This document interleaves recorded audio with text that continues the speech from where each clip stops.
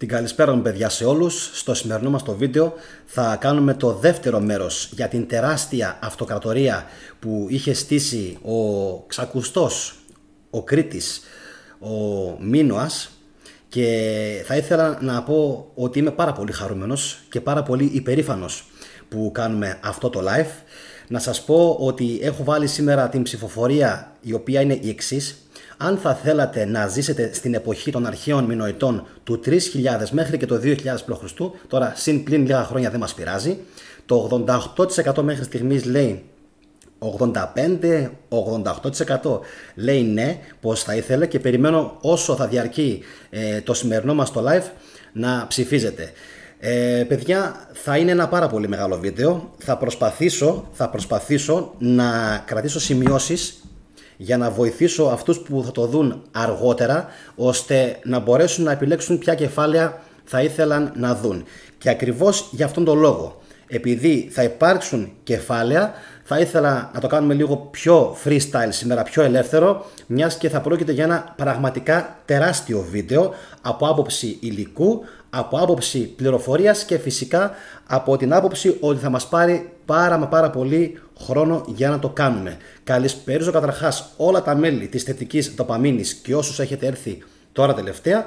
Λέγομαι Γιάννης Καραγιαννίδης, οι πιο πολλοί με ξέρετε, ασχολούμαι με την αρχαία Ελλάδα, με την διατροφή, την επικαιρότητα αλλά και την ιστορική έρευνα. Λοιπόν, θα ξεκινήσουμε παιδιά με την Wikipedia, όσο και να σας φαίνεται παράξενο, διότι αυτά που θα πούμε σήμερα θα είναι αρχικά τι ήταν η αρχαία Κρήτη, ποιοι ήταν οι Μινωίτες, πρέπει πρώτα να καταλάβουμε ποιοι ήταν αυτοί οι άνθρωποι, ποιοι ήταν. Στη συνέχεια θα επεκταθούμε και θα ταξιδέψουμε σε όλα τα μήκη και τα πλάτη της γης, και αναφέρομαι πραγματικά σε όλα τα μήκη και τα πλάτη της γης, με εξαίρεση ενδεχομένως την Ανταρκτική. Είχαν φτάσει σχεδόν παντού αυτοί οι δαιμόνιοι ναυτικοί, διότι πραγματικά επρόκειτο για δαιμόνιους ναυτικούς. Στη συνέχεια θα μιλήσουμε για κάποιες πάρα πολύ σύγχρονες έρευνες, τις οποίες έχει ανακοινώσει και δημοσιεύσει ο Δόκτωρ Μινάς Τσικριτζής, τον οποίον τον παρακολουθώ πάρα πολύ στενά. Σκεφτείτε πως αυτές οι ανακοινώσεις ερευνών έγιναν από το 8 μέχρι σήμερα, και ο πιο πολλής κόσμος έχει πραγματικά, σας μιλάω, μαύρα μεσάνυχτα για το πόσο πανίσχυρη ήταν η κρητική κοινωνία των Μινωετών. Ήταν πραγματικά πανίσχυρη. Και εμείς καθόμαστε σήμερα και ασχολούμαστε με την στεριά, κακώς για μένα, όταν, αυτό πιστεύω εγώ, το 80% των Ελλήνων θα έπρεπε να ασχολείται με τη θάλασσα. Ο Ace ξέρει πάρα πολύ καλά γιατί αναφέρομαι. Τότε οι άνθρωποι, μου γράφει, δεν ήταν μαλθακοί.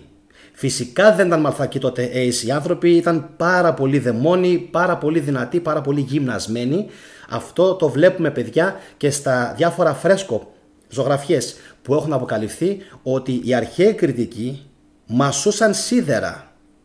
Ήταν πάρα πολύ δυνατοί. Επίσης, θα σας πω κάτι ακόμα. Κάποιοι λένε πως δεν υπήρχαν οχυρώσεις στην Κρήτη. Οι πιο σύγχρονες αρχαιολογικές μελέτες τείνουν λιγάκι να το ακυρώσουν αυτό, διότι έρχονται στο φως πολλά πλέον ερείπια που δείχνει ότι οι αρχαίοι Μινωίτες ήξεραν από οχυρώσεις και όχι μόνο. Λοιπόν, όπως σας είπα παιδιά, θα σπάσουμε το βίντεο το σημερινό σε 3 κομμάτια. Το πρώτο είναι η ιστορία της Μινωικής Κρήτης, το δεύτερο είναι κάποιες απίστευτες έρευνες του Τσικριτζή, και στη συνέχεια θα μιλήσουμε για το πού υπάρχει περίπτωση να πήγαν οι Κρητικοί και τι βρέθηκε. Πάμε λοιπόν. Θα κρατήσω εγώ τη σημείωση ότι στο 4,5 τελείωσε η εισαγωγή. Μεγάλη εισαγωγή. Εντάξει, ταρακούνησα και την κάμερα. Λοιπόν, πάμε λοιπόν παιδιά. Να μάθουμε αρχικά όταν λέμε Μινωική Κρήτη. Κάποιοι εικάζουν ότι οι Κρήτες μπόρεσαν και επέκτηναν την κυριαρχία τους και στις Κυκλάδες. Άλλοι λένε για συνεργασία, άλλοι λένε όμως για κυριαρχία. Επίσης, κάποιοι λένε ότι οι Κρητικοί δεν είχαν όπλα και ότι ήταν μια κοινωνία, ας το πούμε, ειρηνικά πλασμένη. Για τον εαυτό τους ήταν. Δεν είχαν σχεδόν καθόλου, από όσο ξέρουμε τουλάχιστον, εσωτερικές έρηδες. Από όσο ξέρουμε. Επίσης, σκεφτείτε ότι η λέξη Μινώα, σαν περιοχή, έτσι, Μινώα, απαντάται σε όλη τη λεκάνη της Μεσογείου, σε διάφορες περιοχές, Μινώα, και στη Συρία και στην Παλαιστίνη νομίζω, και στις Κυκλάδες και στις ακτές της Μικράς Ασίας και φυσικά και στην Κρήτη και στη Σικελία μέχρι κάποιοι λένε, αλλά μέχρι και στην Ισπανία. Μόνο για την λέξη Μινώα. Αυτό. Λοιπόν, επίσης, αυτό που λένε ότι, το ξαναλέω, ότι δεν ήταν η Κρητική πόλεμο-χαρής, είναι επίσης λάθος σύμφωνα με κάποιους μελετές, διότι η λέξη Λάβυρς, εξού και λαβύρινθος, λένε κάποιοι, σημαίνει αυτό που βλέπετε τώρα στην εικόνα, εντελώς τυχαία έπαιξε, διπλός πέλεκης. Που σημαίνει ότι η Κρητική ήταν τρομερή και στην πολεμική τέχνη. Επίσης, να σας πω κάτι που το διάβασα σήμερα και μου έκανε τρομερή εντύπωση, ότι τους Κρητικούς τους λέγανε Κέφτιου οι Αιγύπτιοι, αλλά και οι Εβραίοι ανέφεραν τους Κρητικούς από ό,τι φαίνεται με την ονομασία τοξότες. Τώρα δεν μπορώ φυσικά να θυμηθώ ποια ήταν ακριβώς η λέξη, νομίζω καμφορίμ πρέπει να τους λέγανε. Αν θυμάμαι καλά, κάπως έτσι τους λέγανε.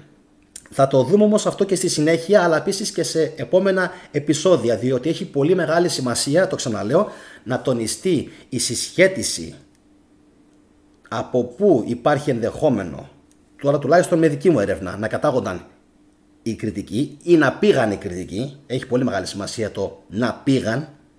Δεν ξέρουμε αν κατάγονταν από κάπου αλλού εκτός από την Κρήτη. Ξέρουμε όμως σίγουρα ότι πήγαιναν και στη Μεσοποταμία και στην σημερινή Ανατολία της Τουρκίας. Συνεχώς. Γιατί το λέω αυτό?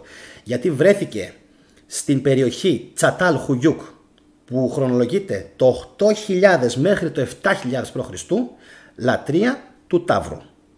Και όχι μόνο λατρεία του Ταύρου, αρχαιολογικά απομεινάρια που ταιριάζουν με τα παλάτια της Φεστού και της Κνωσού, που σημαίνει ότι ενδεχομένως οι Κρητικοί να είχαν πάει και εκεί. Δεν λέω ότι κατάγονται από εκεί, υπάρχει ενδεχόμενο όμως να είχαν πάει και εκεί, ακριβώς διότι έκαναν μονίμως ταξίδια. Λοιπόν, πάμε όμως παιδιά να δούμε σιγά σιγά όταν αναφερόμαστε τελικά στην Κρήτη τι εννοούμε. Πριν από λίγο καιρό, να σας υπενθυμίσω καταρχάς να κάνετε παιδιά εγγραφή στο κανάλι, like αν το βίντεο σας αρέσει, να ξυπνήσει ο αλγόριθμος που λέμε, και φυσικά κάτω από το βίντεο όταν θα έχει ολοκληρωθεί να αφήσετε σχόλια και να κοινοποιήσετε το βίντεο. Λοιπόν, πάμε λίγο στην προϊστορική εποχή.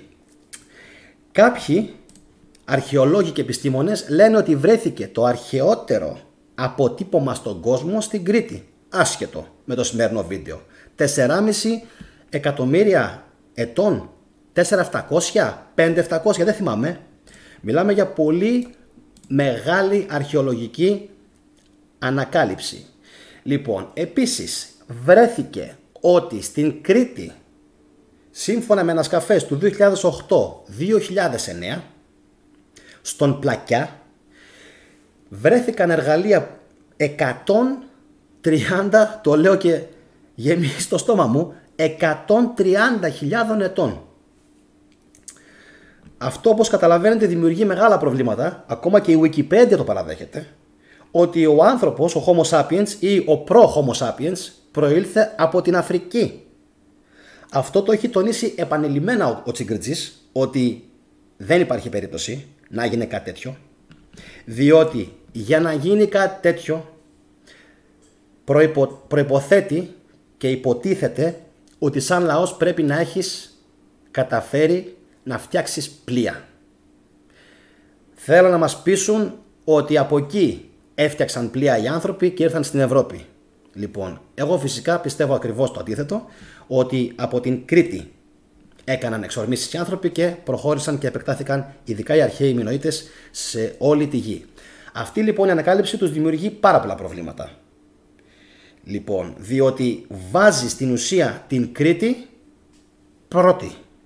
Τουλάχιστον στα εργαλεία, από άποψη ότι οι άνθρωποι είχαν νου και έφτιαχναν εργαλεία. Πάμε όμως λίγο πιο μετά παιδιά, να φτάσουμε στο 600 με 5.700 π.Χ., όπου φτάνουμε στην λεγόμενη προκεραμική περίοδο, προκεραμική περίοδος. Οι περισσότερες μαρτυρίες προέρχονται, λέει, από τα κατώτατα στρώματα στην Κνώσο, ίσως τον χώρο με την αρχαιότερη, αυτό να το κρατήσετε, εγώ δεν θα πω στον κόσμο, ελλαδικό χώρο σίγουρα, ίσως τον χώρο με την αρχαιότερη συνεχή κατοίκηση στην Κρήτη. Ευρώπη σίγουρα. Παρότι δεν έχουν βρεθεί ίχνη κεραμικής από εκείνη την περίοδο, υπάρχουν ενδείξεις ότι είχαν αναπτυχθεί κάποιες δεξιότητες, και εγώ λέω δεν υπάρχει περίπτωση να μην είχαν αναπτυχθεί, αν κατασκεύαζαν το 130.000 π.Χ. εργαλεία, είναι το μόνο σίγουρο ότι ναι, το 6.000 π.Χ. θα έφτιαχναν και εργαλεία για το κυνήγι και το ψάρεμα. Μετά προχωρήσαμε, παιδιά, 5.700 με 3.800, λοιπόν, φτάνουμε στην λεγόμενη πρώιμη και νεολιθική περίοδο. Η νεολιθική είναι λίγο πιο μετά, 3.800 με 3.500 π.Χ. Λοιπόν, όπου και εκεί πέρα υπάρχει κατοίκηση, αλλά κάποιοι λένε ότι δεν ξέρουν τίποτα για την προέλευση και την καταγωγή των κατοίκων της Κρήτης. Πολύ παράξενο. Ναι, μεν βρίσκουν διάφορα ίχνη κατοίκησης, αλλά δεν βρίσκουν την προέλευση των Μινωητών. Προσπάθησαν κάποιοι τσαρλατάνοι να τους συσχετίσουν και να μας συσχετίσουν, γιατί όπως σας είπα έχω γονίδιο από την μάνα μου από την Κρήτη, όχι μόνο από τον Πόντο. Προσπάθησαν να μας συσχετίσουν κάποιοι με τους Αιγύπτιους, και μάλιστα ότι η Κρήτη ήταν, λέει, μαθητευόμενη, και τελικά, όπως θα δούμε και στη συνέχεια, προέκυψε ότι η Κρήτη ήταν δασκάλα των Αιγυπτίων. Δασκάλα. Πάμε λοιπόν, προχωράμε μετά. Η ύστερη νεολιθική περίοδος σηματοδοτεί την επέκταση της κεραμικής σε όλο το νησί, ενώ σαφείς είναι και οι ενδείξεις προχωρημένων μορφών γεωργίας και κτηνοτροφίας. Όλα αυτά σας τα λέω για να καταλάβετε πώς άρχισε σιγά σιγά να δομείται ο κοινωνικός ιστός, φυσικά τα ναυπηγεία, η μεταλλουργία, η ναυσιπλοεία, η αστρονομία. Ο Τσιγκριτζής έχει κάνει, παιδιά, φοβερή, απίστευτη έρευνα στα λεγόμενα τηγανόσχημα και έχει αποκαλύψει τρελά πράγματα, δεν είναι του παρόντος, αποδεικνύοντας ότι οι αρχαίοι Κρήτες ήταν άριστοι γνώστες της αστρονομίας. Δεν θα πούμε όμως πάρα πολλά σε αυτό το πράγμα, για αυτό το πράγμα. Θα αναφερθούμε σε επόμενα επεισόδια σε αυτό. Λοιπόν, εσείς που λέτε για την Αμερική και για την Βασίλη που λες για την Αμερική και την Εσπερία, και σε επόμενα βίντεο θα μιλήσουμε γι' αυτό, αλλά θα κάνουμε και μια μικρή νήξη σήμερα στη συνέχεια. Λοιπόν, οπότε έχει σημασία, παιδιά, να καταλάβουμε πως σιγά σιγά από τροφοσυλλέκτες που ήταν οι άνθρωποι προχώρησαν στην γεωργία, στην κτηνοτροφία, στην δημόσια διοίκηση, στα παλάτια και ούτω καθεξής. Θα τα δούμε πως έγιναν. Ορισμένα, λέει, από τα υλικά των ευρημάτων, όπως ο οψιανός της Μήλου ή το ελεφαντόδοντο, δείχνουν ότι υπήρχαν επαφές με την Αίγυπτο.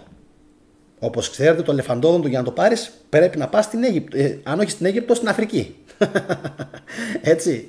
Λοιπόν, άρα είχαν επαφές, αν όχι με την Αφρική, με την Αίγυπτο 100%. Πότε? Περίπου το 3.500 με 2.500 ήδη π.Χ. Γύρω στο 2.800 συμβαίνει ακόμα μια μεγάλη αλλαγή. Μια αλλαγή που νομίζω πως είναι ίσως το μεγαλύτερο κεφάλαιο της Κρήτης. Χαλκός, παιδιά. Χαλκός. Μπαίνει η Κρήτη στην εποχή του Χαλκού. Είναι μία από τις σημαντικότερες εποχές ίσως και στην παγκόσμια ιστορία. Συμβαίνουν διάφορες αλλαγές, λέει η Wikipedia, και στην Ελλάδα και στις Κυκλάδες, αλλά στην Κρήτη οι Μινωίτες πραγματικά γίνονται φορείς ενός νέου πολιτισμού, όπως λέει η Wikipedia, διότι κατάφεραν όχι απλά μόνο να πάνε στην Κύπρο, που είναι δίπλα. Είναι, εντάξει, ένα ταξίδι, αλλά είναι σχετικά κοντά. Κατάφεραν οι Κρήτες να πάνε στις σκανδιναβικές χώρες, διότι υπάρχουν σχήματα πλοίων κρητικής, όπως αυτό που βλέπετε, κρητικής προέλευσης στην Σκανδιναβία. Υπάρχουν παρόμοια και στην Λατινική Αμερική και στην Βόρεια Αμερική, που τα κρύβουν εκεί οι αρχαιολόγοι, γιατί είναι φοινικοσημίτες κρυφοεβραίοι και δεν τα θέλουν να βγαίνουν προς τα έξω, γι' αυτό και τα εξαφανίζουν.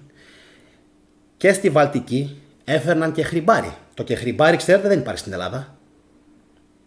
Έφτιαχναν όμως με και χρυμπάρι κοσμήματα οι Κρητικοί. Το και χρυμπάρι δεν το βρίσκεις εδώ δίπλα, πρέπει να ταξιδέψεις. Και το 95% του κεχριμπαρίου υπάρχει στις χώρες της Βαλτικής.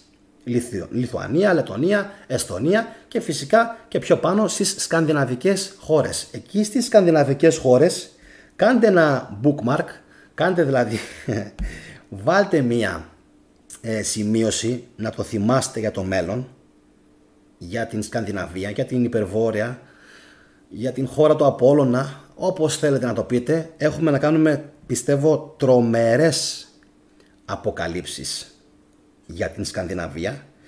Και συνεχίζουμε. Πού αλλού πήγαιναν οι Κρητικοί?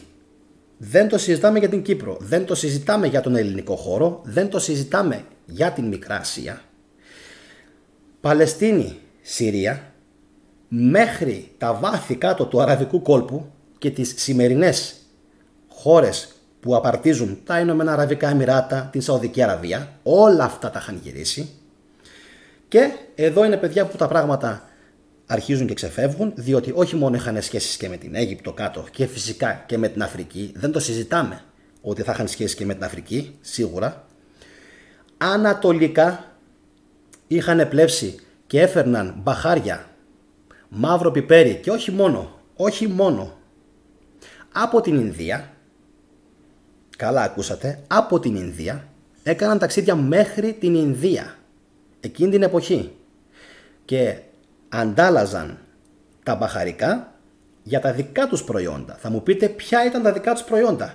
Κάποιοι λένε κρασί, σίκα, δεν ξέρω για σταφίδες, διάβασα όμως για ελαιόλαδο, διάβασα για ελιές, διότι υπήρχαν ελαιοτριβία, διάβασα για μήλα, διάβασα για οτιδήποτε παράγει ο ελληνικός ο τόπος. Φυσικά όλα αυτά τα φυλούσαν μέσα σε αμφορείς, αν μπορώ τώρα να το κρίνω καλά και εγώ με τις γνώσεις που έχω, κεραμικούς αμφορείς, λοιπόν, καθώς επίσης και άλλα πολλά τρόφιμα. Λοιπόν, και μάλιστα υπάρχει μια εικασία ότι εκτός από την Ινδία είχαν φτάσει μέχρι και στην Σρι Λάνκα, απίστευτο, μέχρι και στη Σρι Λάνκα και στην Ταϊλάνδη. Στην δε Σρι Λάνκα κάποιοι λένε, είχα διαβάσει μια έρευνα αλλά την έχω χάσει τώρα, κριτικό αφιέρωμα και δημοσίευμα, ότι στη Σρι Λάνκα είχαν αφήσει κάποιους απίκους βασιλικής καταγωγής και ότι αυτοί έμειναν εκεί και είχαν ένα χαρακτηριστικό που το είχαν φυσικά οι Κρήτες Μινωίτες, μακρύ μαλλί. Επίσης αυτοί οι άνθρωποι ήταν εντελώς διαφορετικοί εμφανισιακά, πιο ψηλοί, πιο όμορφοι, πιο μεσογειακοί και οι κάτοικοι της Σρι Λάνκας δεν μπορούσαν φυσικά, νομίζω και Ελλάνη λέγεται η Σρι Λάνκα, αν τώρα δεν λέω ότι μου κατεβαίνει στο κεφάλι, νομίζω πως ναι, πρέπει να λέγεται και Ελλάνη η Σρι Λάνκα. Λοιπόν, και ότι είχαν αφήσει εκεί λοιπόν κάποιους απίκους και μετά αυτοί οι άπικοι προφανώς εφόσον πήγανε στη Σρι Λάνκα ήταν και πανεύκολο να πάνε στην Ταϊλάνδη που είναι ακόμα πιο παρακάτω. Λοιπόν, πιο παραπάνω μάλλον. Τώρα, να πούμε δύο λόγια για την Αμερική. Θα θυμάστε στο πρώτο μέρος που κάναμε ότι γύρω στο 1 και 15, 1 και 20, 1 και 30 που είναι, εμφανίζεται ο Γκάβιν Μένζις. Αυτός πρέπει να ήταν ναύαρχος ή αντινάβαρχος ή δεν θυμάμαι τώρα, αντιπλήρχος. Λοιπόν, Άγγλος, 30 χρόνια. Λοιπόν, στα καράβια. Και ο τύπος είπε το εξής απίστευτο, όχι επειδή το είπε αυτός, έτσι το είπε, ότι στην Αμερική, θα μιλήσουμε για αυτά σε επόμενο επεισόδιο, σήμερα θα κάνουμε μια πιο έτσι μπαμ νήξη, ότι στην Αμερική υπήρχαν ορυχεία χαλκού, τα οποία κάποιοι από το 2800, 2500 μέχρι και το 1700 περίπου τα είχαν αδειάσει και αφαίρεσαν από αυτά τα ορυχεία 50.000 τόνους, καλά ακούσατε, 50.000 τόνους. Νομίζω πως μόνο και μόνο για αυτήν την πληροφορία αξίζει να κοινοποιηθεί το βίντεο, για κανέναν άλλο λόγο. 50.000 τόνους χαλκού που τον χρησιμοποιούσαν και για λόγους εμπορίου και για πολεμικούς σκοπούς, αλλά και για άλλους σκοπούς που εμείς σήμερα δεν τους ξέρουμε, γιατί υπήρχε και μια εικασία ότι το χρησιμοποιούσαν και σαν ψήγμα για να ψεκάζουν με σιτάρι, νομίζω ήταν αυτό, πάνω στον εχθρό, στα μάτια του π.χ. για να τον τυφλώνουν. Αυτό βέβαια δεν μπόρεσα δυστυχώς να το διασταυρώσω.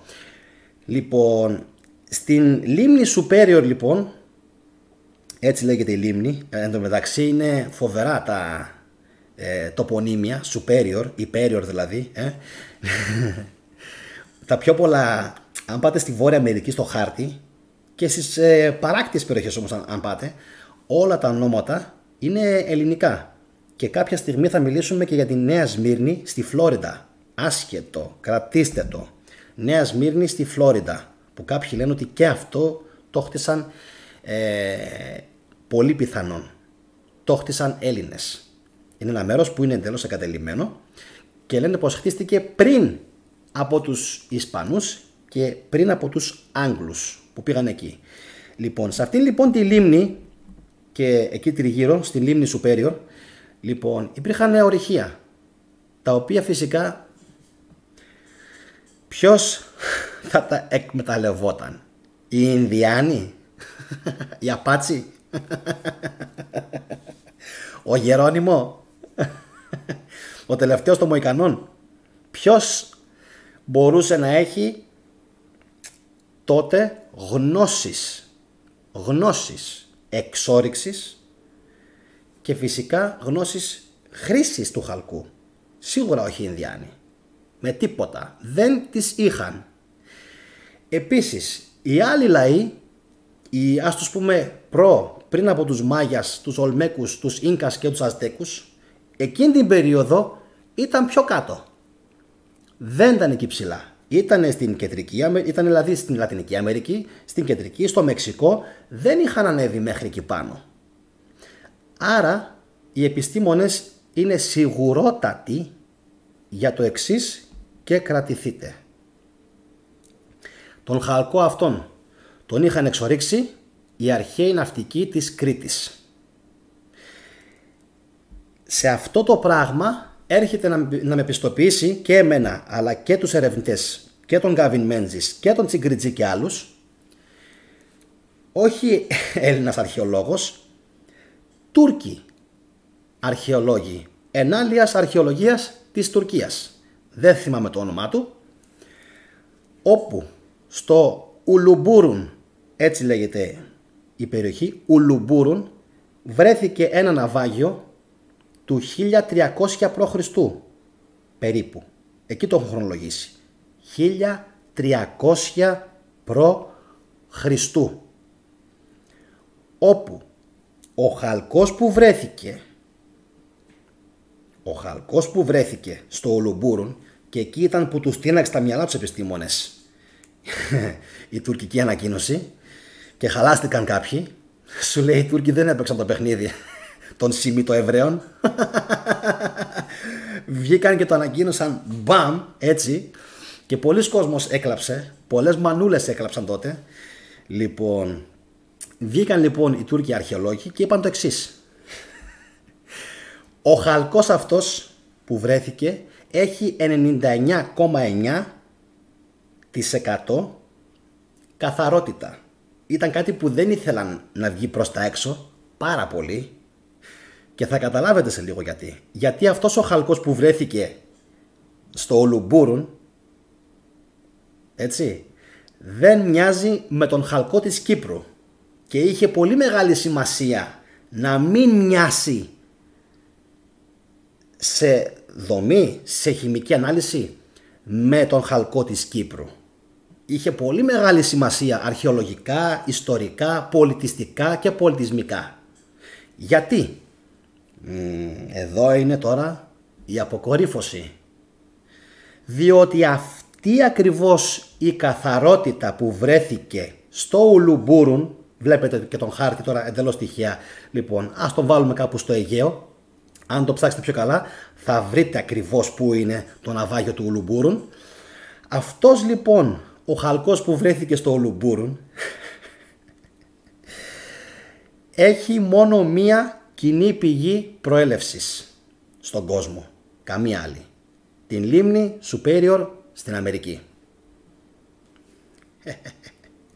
Και εκεί ήταν που άρχισαν να κλαίνε μάνες παγκοσμίως, γιατί μέχρι και το 1300 π.Χ. παρόλο που οι Μινωίτες είχαν καταστραφεί από σεισμούς, τσουνάμι, θα τα πούμε, σεισμούς, τσουνάμι και μικηναϊκή κατάκτηση, εν τούτης εξακολουθούσαν και συνέχιζαν ακόμα να επισκέπτονται τα ορυχεία τους μας στην Αμερική. Λοιπόν, όσο και αν προσπάθησαν οι Σιμίτες εκεί της οικογένειας Σιμ και Αζραέλ και Ισραήλ να χαλάσουν αυτή την ανακοίνωση του τουρκικού Υπουργείου Πολιτισμού, δεν έγινε ποτέ. Φαντάζομαι θα προσπάθησαν πάρα πολύ, γιατί ό,τι βρέθηκε μέχρι στιγμής στην Αμερική λένε οι Φοίνικες το έκαναν. Οι Φοίνικες το έκαναν. Όλα τα έκαναν οι Φοίνικες. Ξέρετε γιατί? Γιατί οι Φοίνικες είναι σημιτοφάρα. Για αυτούς τουλάχιστον. Εγώ ακόμα επιφυλάσσομαι για τους Φοίνικες. Επιφυλάσσομαι. Ακόμα δεν έχω βγάλει 100% απόφαση στο μυαλό μου και τη μηγορία τι παίζει. Κανείς δεν ξέρει ακόμα. Λοιπόν, πάντως το μόνο σίγουρο είναι ότι οι Τούρκοι χάλασαν πάρα πολλών σιωνιστών τα σχέδια. Τουλάχιστον για τους κριτικούς, τους ναύτες, τους θαλασσοκράτορες, τους Μινωίτες. Λοιπόν, και πιστέψτε με, οι αποκαλύψεις είναι κι άλλες. Εγώ τώρα σας είπα μόνο ένα πράγμα. Ένα. Στο ναυάγιο αυτό, αν θυμάμαι καλά, βρέθηκαν και όπλα. Ναι, βρέθηκαν και όπλα. Και εκεί ήταν που ο κόσμος τα χάσε. Σου λέει τι, βέβαια, εννοείται. Μιλάμε για 300 χρόνια βέβαια μετά από την καταστροφή και την κατάκτηση της Κρήτης. Οπότε, ίσως είχε αλλάξει και το εμπόριο, αλλά οι Κρήτες δεν ήταν τόσο απαλοί, να το πω έτσι. Ήταν σκληροί. Εντάξει. Λοιπόν, να κάνω παιδιά ένα μικρό διάλειμμα και να πάω λίγο στο top chat να δω τι υπάρχει σχετικά από σχόλιά σας για να μπορέσουμε να συνεχίσουμε. Και στην Κένια Έλληνες δίνω, αλλά τους έχει χτυπήσει ο ήλιος λίγο παραπάνω από το κανονικό εδώ το δικό μας. Δεν ξέρω για την Κένια πραγματικά, Κώστα. Γιάννη, αν μπορείς να δεις την ερώτησή μου και απάντησέ μου όταν διαβάσεις τις ερωτήσεις. Δεν ξέρω παιδιά ποια από όλες, γιατί φαντάζομαι ότι είναι πολλές. Πού είναι ο Ace τώρα, είναι πιο πάνω. Έχουν πάει και Σκανδιναβία και Βραζιλία, Αργεντινή, Περού και εκεί γύρω στον Άγιο Δομήνικο με Μπαχάμες. Αυτή είναι η ερώτηση που έκανε ο Ace. Δεν ξέρουμε αν είναι όλοι αυτοί απόγονοι. Ace, ξέρουμε σίγουρα, αυτό τουλάχιστον που έχω διαβάσει εγώ είναι για τη Βραζιλία. Ότι η χώρα η οποία Ace έχει την μεγαλύτερη και την πιο παράξενη, εμφανισιακά μιλώντας, συσχέτιση με την Ελλάδα είναι η Βραζιλία. Αφήστε τα τοπονύμια. Και έχουν βρεθεί και αρχαιολογικά πράγματα, αλλά να ξέρετε τα εξαφανίζουν συνεχώς. Αναφέρομαι για τη Βραζιλία. Για την Ουρουγουάη επίσης παιδιά και την Αργεντινή δεν το συζητάω καν. Είχαν πάει 1000% Κώστα. Και αυτό που γράφετε κάποιοι Ελλάς παντού είναι γεγονός, αλλά νομίζω ότι πρέπει να ψάχνουμε συνεχώς. Όποιος δεν ψάχνει και δεν διαβάζει και απλά υπερηφανεύεται, εγώ δεν είμαι από αυτούς, εγώ είμαι πολύ σκύλη. Όχι. Όταν βλέπω έξω έναν Έλληνα ο οποίος δεν αξίζει, το λέω, δεν αξίζει να είσαι Έλληνας. Εντάξει. Για να λέμε λοιπόν ότι Ελλάς παντού, αγαπητέ μου Γρηγόρη, θα πρέπει και εμείς οι σημερινοί να έχουμε τα ίδια, καταλάβατε τι εννοώ, με τους παλιούς, για να μπορέσουμε κάποτε και εμείς να τους φτάσουμε και να είμαστε και εμείς, να είναι και οι απόγονοί μας υπερήφανοι για μας. Μιχάλης Χέλιος. Πριν 5 μέρες δημοσίευσα για τους μινωικούς πέλεκες που βρέθηκαν Αμερική και την ιστορία του χαλκού, μου γράφει ο Μιχάλης, δεν το διάβασα. Οι διπλοί πέλεκες, παιδιά, που βρέθηκαν στην Αμερική επίσης τους εξαφάνισαν. Και πιθάρια, νομίζω βρέθηκαν και πιθάρια. Απίστευτο, το είχα διαβάσει κάπου, νομίζω στον Λεκάκη, ότι βρέθηκαν πιθάρια στις Μπαχάμες. Για τις Μπαχάμες κάντε ένα bookmark, μια σημείωση, μέλλον. Μπαχάμες, Ατλαντίδα, άστα. Πάμε αλλού. Φοβερό με τις Μπαχάμες. Λοιπόν, οπότε αυτό το πιθάρι έγινε άφαντο. Όπως άφαντα έχουν γίνει και άλλες ανακαλύψεις αρχαιολογικές ενάλιας αρχαιολογίας σε όλες εκείνες τις περιοχές. Είτε από διάφορους λαθρέμπορους, να το πω έτσι απλά, είτε από διάφορους σε εισαγωγικά αρχαιολόγους, οι οποίοι κάθε άλλο παρά αρχαιολόγοι είναι.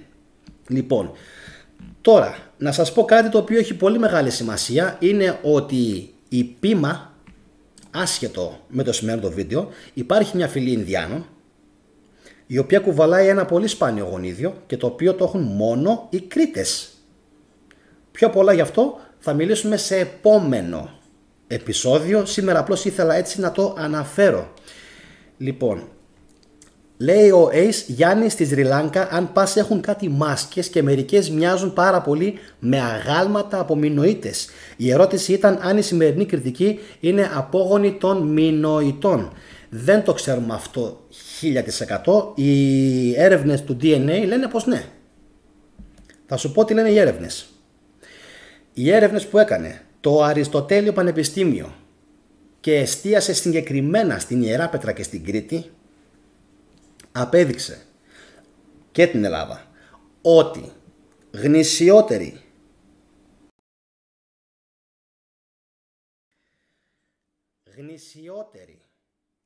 απόγονοι των Ελλήνων, πρέπει να κόπηκε ο ήχος εδώ μεταξύ ξανά, μισό, κόπηκε ο ήχος. Λοιπόν, το βάζω τώρα, παιδιά, λίγο στο τέρμα για να μην έχετε πρόβλημα να το ακούτε, ότι οι γνησιότεροι Έλληνες απόγονοι των αρχαίων είναι οι Κρητικοί. Πρώτη. Το ποσοστό είναι τεράστιο, αλλά να ξέρετε πως είναι πρώτοι. Δηλαδή εμφανίζουν τεράστια γονιδιακή συνέχεια από το, να βάλουμε από το 2000 π.Χ. μέχρι και σήμερα. Την πιο μεγάλη γονιδιακή συσχέτιση. Μετά ακολουθούν διάφοροι άλλοι του ελληνικού χώρου, αλλά οι Κρήτες είναι από τους πρώτους, παρόλο την Μικηναϊκή κατάκτηση, τους πολέμους, είχαν και με την Αθήνα πολλά προβλήματα, τους Τούρκους, τους Άραβες, πήγανε πάρα πολύ. Εν τούτης όμως έχει αντέξει σε πολύ μεγάλο βαθμό το γονίδιό τους και μπόρεσαν και αντιστάθηκαν. Έτσι, Ace, ελπίζω να σε κάλυψα. Λοιπόν, προχωρώντας, παιδιά, πάμε λίγο να δούμε τι έχει να πει ο Τσικριτζής. Έχει πολύ μεγάλη σημασία να δούμε τι έχει να πει ο Μινάς ο Τσικριτζής. Λοιπόν, να δω λίγο, θα πάω λίγο πιο κάτω. Λοιπόν, λέει ο Θουκυδίδης, παιδιά. Ο Μίνωας, ελπίζω καταρχάς να ακούγομαι καλά, έπαθε κάτι το μικρόφωνο, αλλά εντάξει, θα το πιστεύω να με ακούτε καλά. Λέει λοιπόν ο Θουκυδίδης, ο Μίνωας είναι ο παλιότερος κατά την παράδοση που απέκτησε ναυτικό και κατέκτησε αυτήν που ονομάζεται τώρα Ελληνική θάλασσα. Την κατέκτησε, άρα είχε στρατό. Και κατέλαβε το μεγαλύτερο μέρος από τα νησιά των Κυκλάδων, τα οποία κυβέρνησε και έγινε ο πρώτος οικιστής τους. Δέστε λίγο, αφού εξεδίωξε τους Κάρες. Ποιοι είναι οι Κάρες? Και αυτό σε επόμενο επεισόδιο. Και εγκατέστησε τα δικά του παιδιά ηγεμόνες. Όσο μπορούσε καθάρισε ακόμη και τη θάλασσα από τους ληστές για να παίρνει ο ίδιος τις προσόδους. Εκτός από αυτήν την αναφορά και ο Απολώνιος Ρόδιος ονόμασε τις Κυκλάδες Μινωίδες νήσους. Επιμήνως βασίλευσε των νήσων Θαλασσοκρατών, λέει συγκεκριμένα. Τώρα, τα αρχαιολογικά ευρήματα έρχονται να τους επιβεβαιώσουν. Έχουμε τις περίφημες Μινώες, παιδιά, οι οποίες τι ήταν στην ουσία, ήταν πόλεις ναύσταθμοι. Εντάξει, φανταστείτε δηλαδή μια Μητρόπολη, την Κρήτη και άλλες μικρότερες πόλεις, παύλα, ναυστάθμους για να μπορούν να επαναφοδιάζονται τα κρητικά καράβια και να συνεχίζουν. Αυτά ήταν 2 στην Κρήτη, 1 στην Δύση και 1 στην Ανατολή, καθώς υπάρχουν και Μινώες.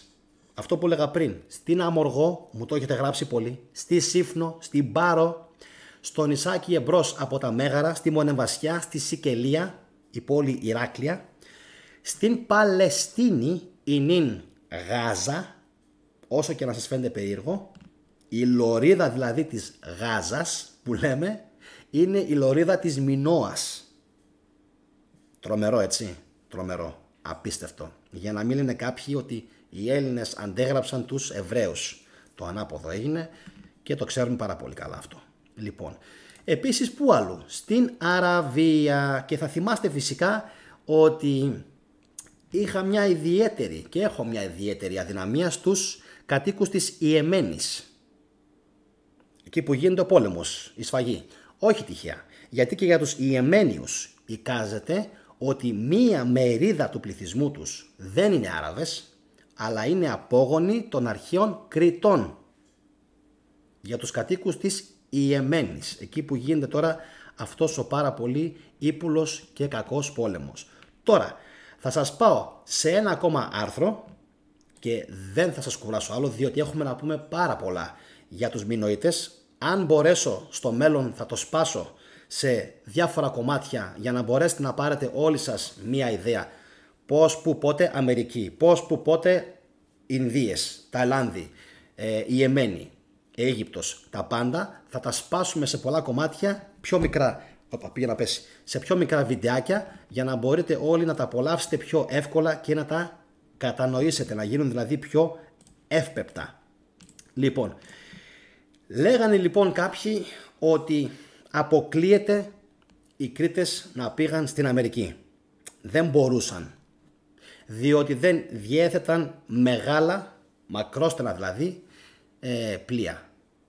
Πλοία δηλαδή μεγάλα σε μήκος. Κι όμως ήρθε μία αποκάλυψη πριν από πολλά χρόνια, πιο συγκεκριμένα το 13 έγινε αυτό, ότι στους Αγίους Θεοδόρους, κοντά στο μινωικό μέγαρο του Νήρου Χάνη, κόκκινο Χάνη, λοιπόν βρέθηκε εκεί ένα λαξευμένο ναυπηγείο που απέδειξε ότι οι Μινωίτες μπορούσαν να κατασκευάζουν κλάμα σκάφη μήκους 40 μέχρι 50 μέτρα και πλάτους 10 μέτρων. Υπάρχουν και φωτογραφίες από το βόρειο λάξευμα και από την νότια πλευρά με λαξευμένο φυσικά δάπεδο, αλλά όλα αυτά είναι για τους επιστήμονες και φυσικά είναι τροφή για αυτούς. Όμως να ξέρετε ότι για ακόμα μια φορά αυτός ο οποίος πρώτος στάτησε σε αυτήν την έρευνα και μάλιστα χρησιμοποιήθηκε φυσικά και χρησιμοποιήθηκαν και σύγχρονες τεχνολογίες για να μπορέσουν να το καταλάβουν, είναι φυσικά ο Μινάς Τσικριτζής, παιδιά. Αυτός είναι ο άνθρωπος ο οποίος έχει καταφέρει να την αναδείξει την Κρήτη. Και αυτό που σας έλεγα πριν το αναφέρει και το άρθρο, πως από το 2400 μέχρι και το 1200 π.Χ. Στην λίθινη εποχή, εγώ λέω στην εποχή του χαλκού, εξορίχτηκαν 50.000 τόνοι χαλκού και κανείς δεν ξέρει πού πήγε αυτή η ποσότητα. Πού πήγε. Κάποιοι εικάζουν ότι πήγε και στην Αίγυπτο. Δόθηκε στους Φαραώ για να χρησιμοποιήσουν τεχνολογία για τις πυραμίδες. Αλλά εγώ αυτό το αμφισβητώ πάρα πολύ, γιατί πιστεύω ότι οι πυραμίδες δεν χτίστηκαν την εποχή των Φαραώ. Δεν χτίστηκαν την εποχή των Φαραώ. Λοιπόν, θα δώσουμε, παιδιά, λίγο το λόγο σε εσάς, σε έναν επίλογο, σαν επίλογο, να δω τα σχόλιά σας. Εγώ αυτά είχα να πω για σήμερα. Ελπίζω, παιδιά, να μείνατε ικανοποιημένοι από την παρουσίαση. Νομίζω πως ήταν ένα δύσκολο βίντεο. Προσπάθησα όσο μπορούσα να σας μεταφέρω σε σύντομο χρόνο πάρα πολλές από τις πληροφορίες.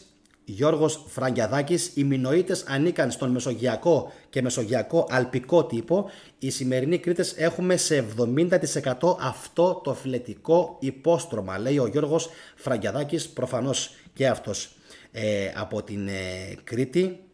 Καλησπέρα και στον Γιάννη τον Καραμάνη και στον Έλλην. Γιώργο, αυτό που λες έρχεται προς επίρρωση αυτόν που λέω. Οπότε είμαι και εγώ πάρα πολύ περήφανος. Επόμενο σχόλιο για την Λατινική Αμερική, παιδιά, να ξέρετε, όποια συσχέτιση υπήρχε με τους Έλληνες, με τους Μεάνδρους τους, με τους Μινωίτες, είτε με τους Μεάνδρους τους Αραουκανούς κάτω, είτε με την Ουρουγουάη, την Παραγουάη, τα ξαφάνισαν όλα. Λοιπόν, εκεί πραγματικά νομίζω πως έγινε μια άνευ προηγουμένου από τους Ισπανούς, τους Σημιτοεβραίους, τους Φοίνικες. Εκεί έγινε όντως μια πάρα πολύ μεγάλη λαιλασία των τοπικών, του τοπικού πλούτου και φυσικά των τοπικών ανθρώπων. Πάμε. Επειδή μπήκα αργά, έχεις αναφερθεί για τα ευρήματα με εργαλεία που χρονολογούνται 175.000 περίπου χρόνια, μου φαίνεται, στη Νότια Κρήτη. 130.000 διάβασα εγώ δύο στη Wikipedia και αυτό ακριβώς είναι, εσύ μου γράφεις λίγο παραπάνω. Μικρή διαφορά έχουν τα χρόνια. Μιλάμε τώρα όμως για μια εποχή που είναι οπωσδήποτε πριν από αυτές τις ηλιθιότητες που λένε κάποιοι σχετικά με τους Homo sapiens και τις χαζομάρες.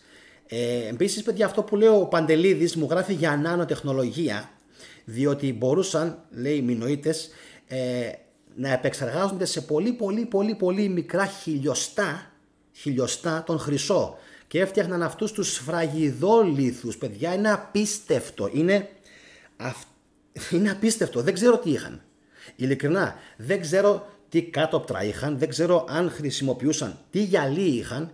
Άλλο και αυτό, παιδιά, μιλάμε για τεχνολογία την οποία δεν την ξέρει κανένας. Κανένας δεν ξέρει τι τεχνολογία χρησιμοποιούσαν οι τεχνίτες. Ποιοι ήταν αυτοί οι τεχνίτες? Οι οποίοι έφτιαχναν τους σφραγιδόλιθους. Και όχι μόνο. Από άποψη κοσμημάτων, τέχνης, ήταν φοβεροί. Ασύγκριτοι σχεδόν. Μιλάμε, υπάρχει ενδεχόμενο να είχαν τεχνολογία όντως, όπως λέει ο Παντελίδης, ο Θόδωρος, η οποία τεχνολογία, Θόδωρε, τώρα, όχι τώρα μόνο, χάθηκε, εγώ θα έλεγα ενδεχομένως να χάθηκε, δεν είμαι σίγουρος, με το τσουνάμι. Ίσως, δεν είμαι σίγουρος. Επόμενο σχόλιο. Να πούμε ότι αλλιώς ήταν η θάλασσα τότε και αλλιώς τώρα. Ήταν αλλιώς όντως, εντελώς διαφορετική. Άμα μιλάμε τώρα για το... Σκεφτείτε μόνο ότι αν μιλάμε τώρα για το 3000 και το 2000 π.Χ. και η Σκανδιναβία ήταν αλλιώς. Δεν θα πω παραπάνω. Πλανάστε κάποιοι αν πιστεύετε ότι η Σκανδιναβία τότε είχε το κλίμα που έχει σήμερα. Παραπάνω δεν μπορώ να πω. Παραπάνω, για να πω παραπάνω σε επόμενο βίντεο. Λοιπόν, αυτό που είπα για τη Σρι Λάγκα, μου γράφει ο Φραγκιαδάκης, πηγάζει από τον μύθο της Πανχαίας νήσου, του Περσικού κόλπου. Δεν ξέρω αν είναι στον Περσικό όμως, εγώ νομίζω ότι είναι στον Ινδικό ωκεάνο. Οι ιερείς, λέει, υποδέχτηκαν τον Μέγα Αλέξανδρο και του είπαν πως είναι Κρήτες και είναι εκεί από την εποχή του Δία. Αυτό δεν το θυμάμαι καθόλου, Γιώργο, να πω την αλήθεια, ούτε μπορώ να το σχολιάσω ότι τον υποδέχτηκαν τον Μέγα Αλέξανδρο οι ιερείς εκεί. Αυτό θα πρέπει να το ψάξω λίγο πιο αναλυτικά στην ιστορία. Ταξίδευαν με τα άστρα μέσω των γνώσεων που είχαν. Ήταν πρωτοπόροι στην αστρολογία. Ναι, αστρολογία όχι, αστρονομία θα το έλεγα, γιατί η αστρολογία νομίζω ασχολείται με άλλα πράγματα, μετά του ανθρώπου. Ενώ η αστρονομία ασχολείται μετά του καιρού, μετά του σύμπαντος και φυσικά μετά της ωφελιμότητας για τον άνθρωπο, αλλά όχι όπως ασχολείται η αστρονομία. Όχι μόνο σφραγιδόλιθους αλλά και λεπτεπίλητα κοσμήματα, γράφει η Ηλιάνα. Όντως παιδιά, απίστευτης ποιότητας τεχνουργήματα, τα οποία σήμερα φαντάζουν άφταστα. Λοιπόν, πάμε. Επόμενο, δεν έχω ιδέα παιδιά πώς τα φτιάχναν, πραγματικά ήταν φοβερή. Επίσης να πούμε παιδιά κάτι που λέει και ο Παντελίδης, τότε υπήρχαν πιο πολλά δέντρα. Ναι, τα δέντρα βοήθησαν, σήμερα το διάβασα τυχαία, ότι τα δέντρα και η πυκνή βλάστηση βοήθησε και στην ανάπτυξη της μεταλλουργίας. Από ό,τι κατάλαβα τώρα από το άρθρο που διάβασα σήμερα του Τσικριτζή, τους βοηθούσε αυτό το πράγμα να έχουν ξυλία για να μπορούν και να την εμπορεύονται, ναι, να την εμπορεύονται, αλλά φυσικά και προφανώς να τη χρησιμοποιούν, δεν ξέρω, λέω εγώ τώρα, στους χλιβάνους, για να μπορούν να λιώνουν τα μεταλλεύματα. Έτσι, χωρίς να είμαι ειδικός, δεν έχω ιδέα από αυτά, αλλά αυτό διάβασα σήμερα, αυτό ήθελα να πω. Τα πλοία που είπες Γιάννη για την εποχή ήταν τεράστια και πραγματικά, ξανά το λέει ο Κώστας, τεράστια. Παιδιά, για εκείνη την εποχή ήταν όντως τεράστια. Και δεν ξέρω αν θα μπορούσα να το δείξω κάποια στιγμή αυτό το πράγμα. Αν μπορούσα δηλαδή να το βρω, μπορώ. Μισό λίγο παιδιά, θα μου πάρει μόλις λίγα δευτερόλεπτα. Εντάξει, είναι τόσα πολλά που μπορούσα να πω για την Κρήτη, αλλά είναι παιδιά ατελείωτα. Είναι ατελείωτα. Λοιπόν, θα τα πούμε όμως σε επόμενο επεισόδιο. Λοιπόν, να δω λίγο αν μπορώ να σας το δείξω. Γιατί υπήρχε αμφισβήτηση. Και φυσικά υπήρχε αμφισβήτηση από το διεθνές κατεστημένο. Όπως πάντα. Ότι δεν μπορούσαν να τα κατασκευάσουν. Λέγανε ότι είχαν, λέει, μικρά πλοιάρια. 10-15 μέτρα. Λοιπόν, πάρτε λίγο την απάντηση τώρα. Ένα λεπτό. Να το. Το βλέπετε αυτό? Δεν ξέρω αν μπορώ εγώ να με σμικρύνω αρκετά. Να μπω εδώ πάνω. Ωραία. Να μπω έτσι. Λοιπόν, αυτό εδώ είναι παιδιά. Αυτό είναι το ναυπηγείο που βρέθηκε στους Αγίους Θεοδόρους. Παλιά γραμμή ακτής, το ναυπηγείο.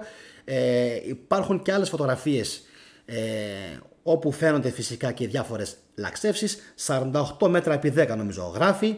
Ποιος ο λόγος να είναι τόσο μεγάλο, αν μιλάμε δηλαδή για μικρά πλοιάρια. Όπα, να κάνω μία εδώ. Λοιπόν, εντυπωσιακότατο παιδιά. Αυτό κανονικά έπρεπε τώρα μπαμ μπαμ. Αν ήταν οι Τούρκοι στην Ελλάδα, τώρα μπαμ μπαμ. Θα το είχαν κάνει πρώτη ύλη στο σχολείο. Πρώτη ύλη, μπαμ μπαμ, κατευθείαν. Εμείς εδώ έχουμε ατελείωτο πλούτο αρχαιολογικό, αποδείξεις ότι κάποτε, δεν θα πω τη φράση, ότι κάποτε ήμασταν μεγάλοι και τρανοί και ότι σήμερα απλά τα βλέπουμε και ρεμβάζουμε, αντί να πούμε ελάτε εδώ παιδιά, πώς τα έκαναν αυτοί τότε, πώς τα έκαναν, τι χρησιμοποίησαν, να το κάνουμε και εμείς σήμερα. Είναι τόσο απλό. Τι χρησιμοποιούσαν εκείνοι οι άνθρωποι τότε? Και σκεφτείτε, δεν είχαν την τεχνολογία που έχουμε εμείς σήμερα. Δεν την είχαν. Δεν είχαν τα σχολεία.